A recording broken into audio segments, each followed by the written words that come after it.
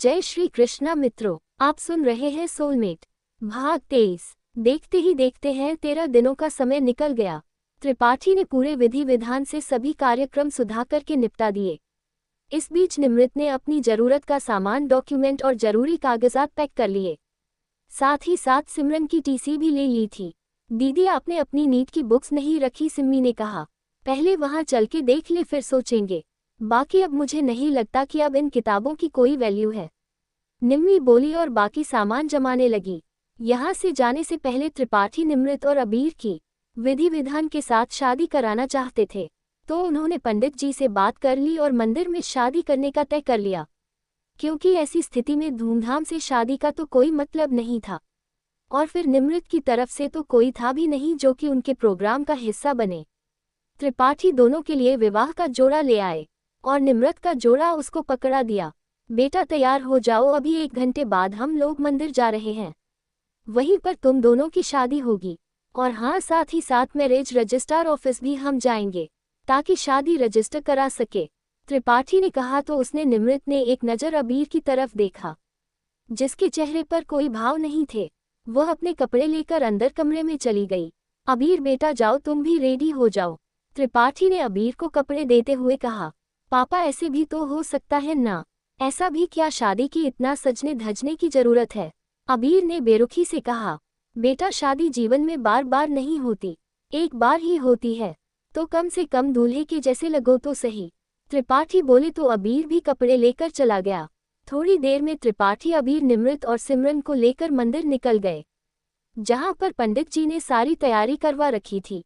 सादा ढंग से अबीर और निमृत का विवाह कर दिया गया और उसके बाद त्रिपाठी ने उन्हें ले जाकर रजिस्ट्रार ऑफिस में भी उन दोनों का विवाह रजिस्टर कर दिया, ताकि भविष्य में किसी भी तरीके की कोई परेशानी ना आए।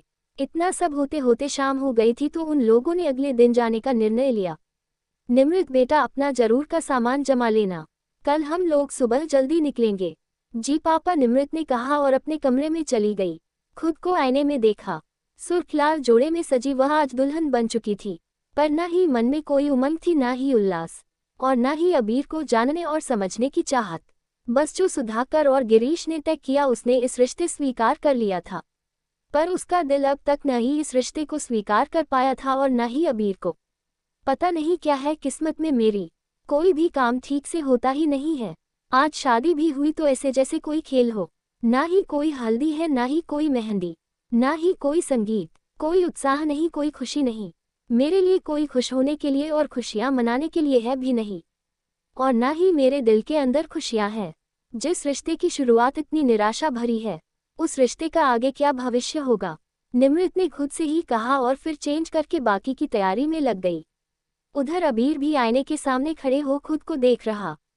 यह मजबूरी में बंधा रिश्ता ना जाने आगे क्या मोड़ लेगा, कुछ पता नहीं, पर इतना जानता हूं कि मैं शायद तुम्हें वह खुशियां नहीं दे सकूं जो एक लड़की अपने पति से उम्मीद करती है।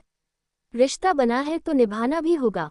आज भले हम एक दूसरे को नहीं जानते और तैयार नहीं है एक दूसरे के साथ चलने को, पर आगे शायद हम लोग एक दूसरे को एक्सेप्ट कर ले, पर फिर भी मुझे नहीं लगता कि कभी हमारा रिश्ता उस तरीके का हो पाएगा जैसा नॉर्मल कपल्स का होता है, जहाँ एक दूसरे के लिए प्यार होता है, रिस्पेक्ट होता है, एक दूसरे के साथ की चाहत होती है। आज तो ऐसा लग रहा है कि सर पर ये सेहरा नहीं बल्कि जबरदस्ती एक जिम्मेदारी का बोझ रख दिया हो। जिम्मेदारी? हाँ, जिम्मेदारी ही तो हो तुम मेरे लिए, वो जिम्मेदारी जो कि पापा चाहते थे कि मैं उठाऊं और मैं उठा रहा हूँ। पर इस जिम्मेदारी में मुझे नहीं लगता कि कभी प्यार आएगा। यह शायद जिंदगी भर मेरे लिए जिम्मेदारी ही रहेगा, और इस रिश्ते की जिम्मेदारी को मैं मन से या बेमन से मैं निभाऊंगा ही निभाऊंगा, पर शायद प्यार कभी तुम्हें नहीं कर पाऊंगा, अबीर ने कहा और फिर अपने सर से सेहरा उतार नीचे रख दिया और अपना सामान जमाने लग गया, क्योंकि अगले दिन उन लोगों को वापस अपने शहर जाना था। सुबह हर बार की तरह हुई थी आज भी, पर उत्साह किसी के भी दिल में नहीं था सिवाय त्रिपाठी और सिमरन के।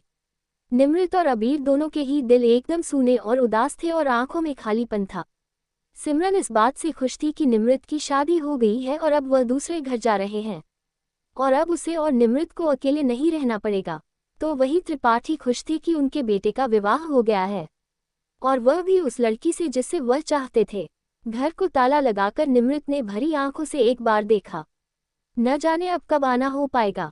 निमृत ने मन ही मन कहा, और फिर त्रिपाठी और अबीर के साथ सिमरन को लेकर अपने नए सफर की तरफ चल दी। आगे क्या मोड़ लेगी अबीर और निमृत की जिंदगी जानेंगे जल्दी ही। तो मित्रों, आप सुन रहे हैं सोलमेट, डॉक्टर शैलजा श्रीवास्तव की लिखी कहानी।